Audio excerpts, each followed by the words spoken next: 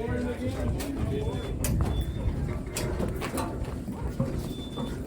this is tough. It's tough. Welcome aboard. Yeah, we keep telling him he's overpaid. All right, welcome aboard. Thank you.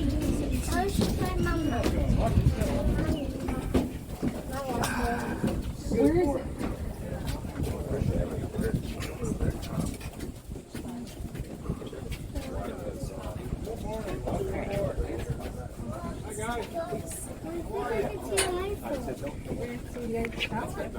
Ladies and gentlemen, I'm going to meet folks on this side of the vessel as well. How violent is that? Okay. Well, I can see things. I can see something far. See? That's not it. That's the view. Well, it's going to be behind it.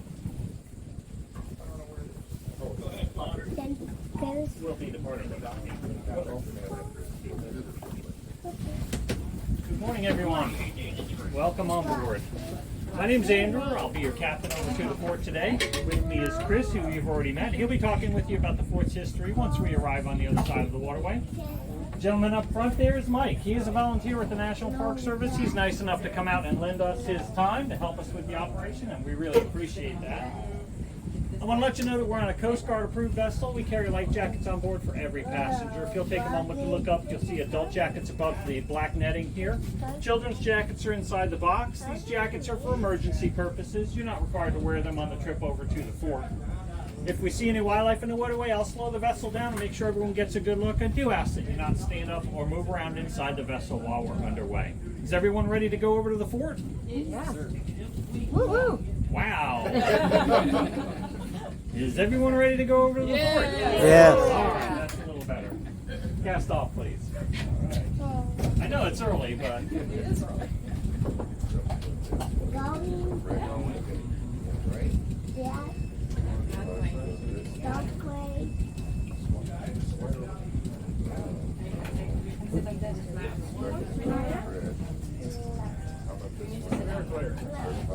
Thank you. Let's go.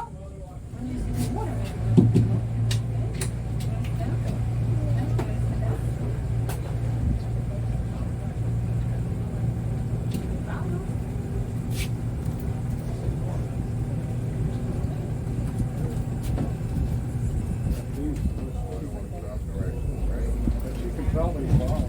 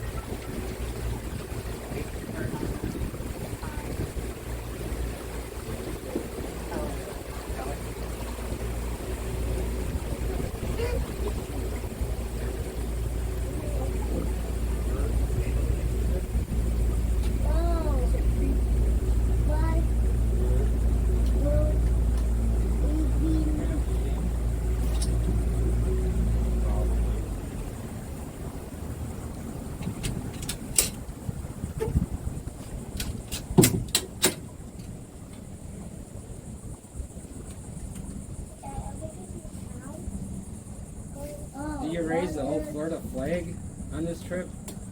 It's a Spanish military flag. The Spanish? That's where Florida got their idea. Ah, okay. Daddy. We also have another bird called the snowy egret on the dock gangway over there, the white one standing on the rail.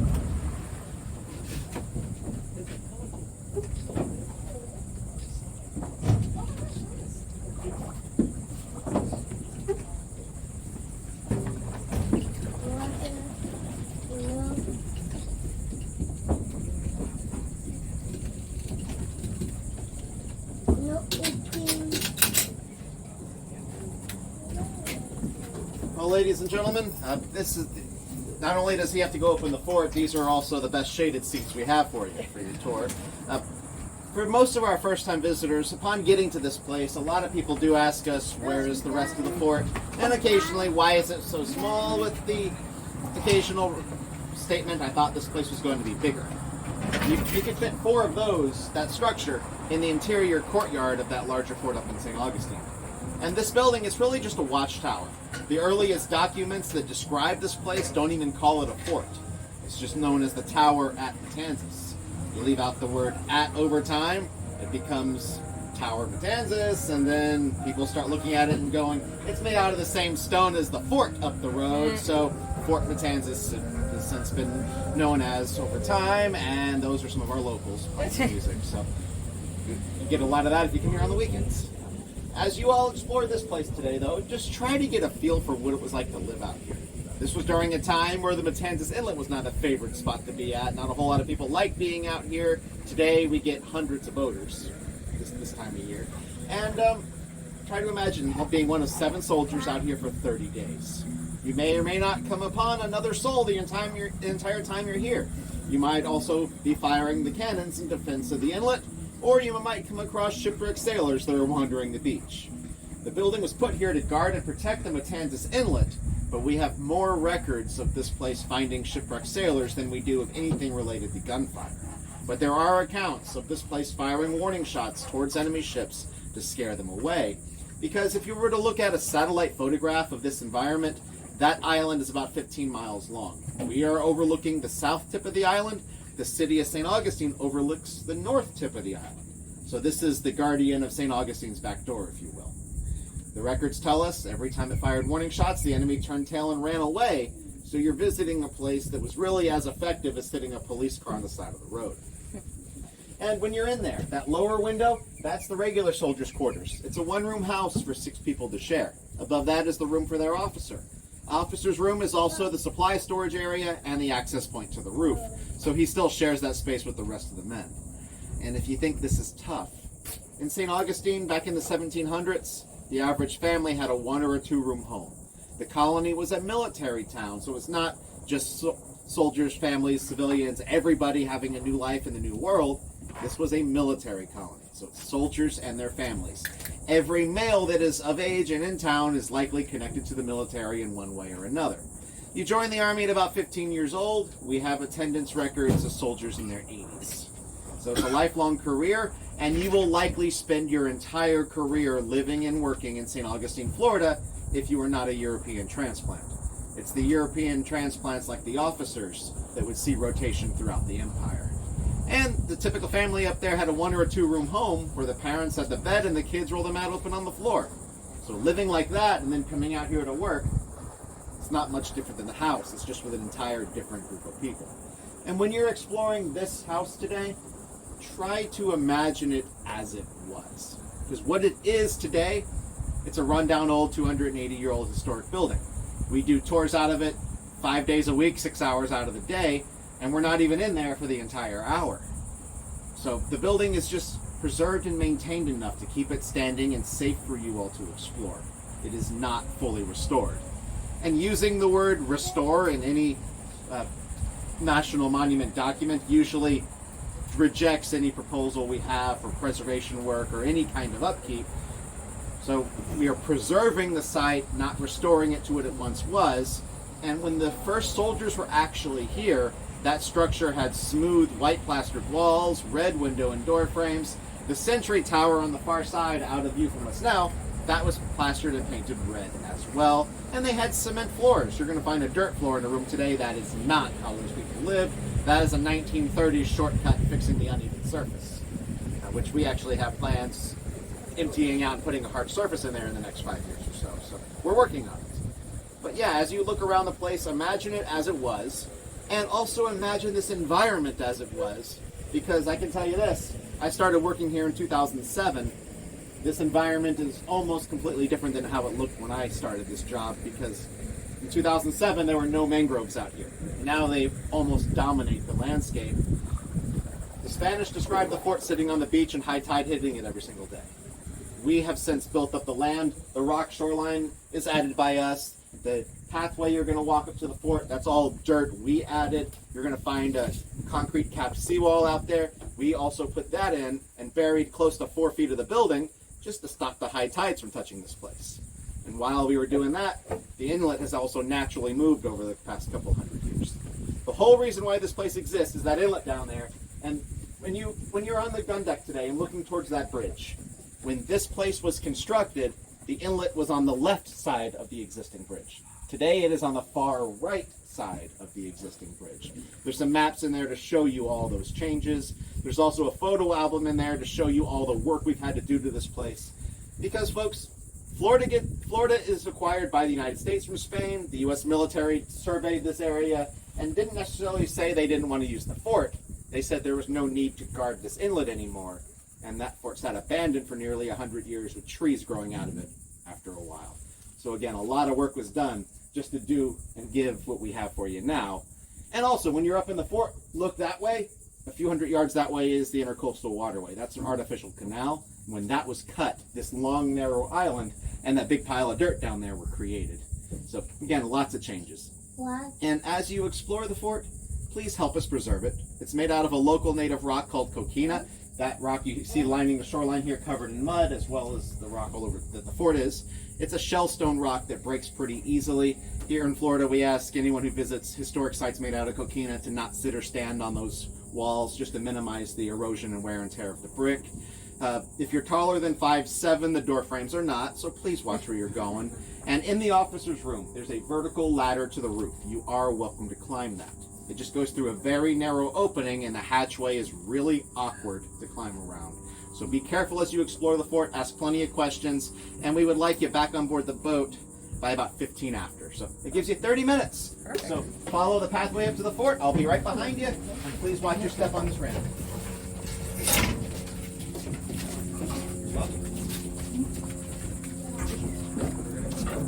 All right, have fun up there. Thank you.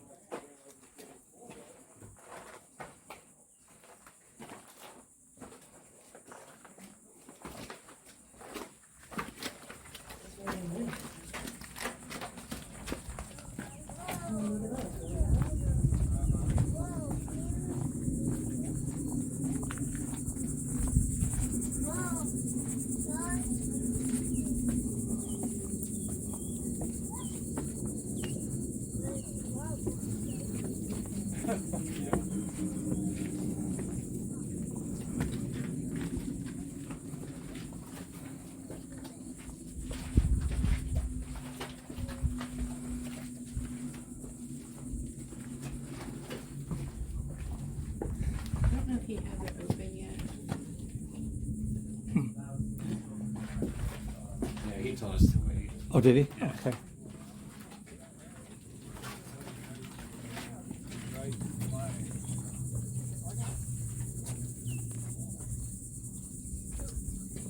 Is he going to open up the top part?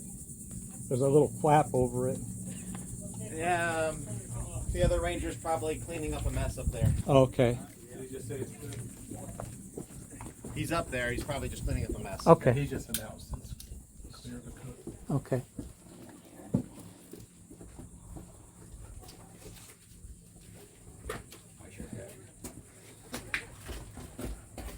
And the top's open now. Thank you.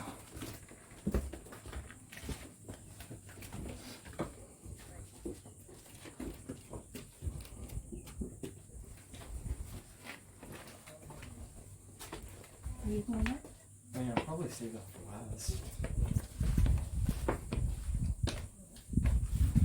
Whoa. No, I'm not.